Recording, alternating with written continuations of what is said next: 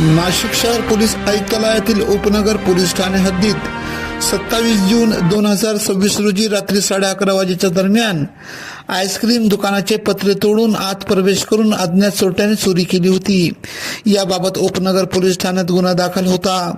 गुन्हे शोध पथकाच्या पोलीस अंमलदारांनी सीसीटीव्ही फुटेजच्या मदतीने अथक परिश्रम घेत संशयित आरोपी गौरव चंद्रेश्वर पांडे वय 20 राहणार Narayanbapunagar Godavari society jail road Nashik यास ताब्यात घेत पावसाळी गरमागरम चहा पाजत विचारपूस केली असता त्याने गुन्ह्याची कबुली दिली। त्याच्या ताब्यातून रोख रक्कम व मोटरसायकल असा 47,550 रुपये किमतीचा मुद्देमाल हस्तगत करत सदरची कामगिरी उपनगर पोलीस स्टेशनचे वरिष्ठ पोलीस निरीक्षक जयंत सिरसाट यांच्या मार्गदर्शनाखाली गुन्हे शोध पथकाचे पोलीस निरीक्षक डंबाळे, पोलीस उपनिरीक्षक प्रभाकर सोनवणे, पोलीस हवालदार विनोद लखन, संदीप पवार, योगेश जाधव, पंकज करपे, संदेश रगतवान, सूरज गवळी, सुनील गायकवाड, जयंत शिंदे, गौरव गवळी, प्रशांत देवरे, अनिल शिंदे आदींनी केली। पुढील तपास पोलीस हवालदार संदीप पवार हे करीत आहेत।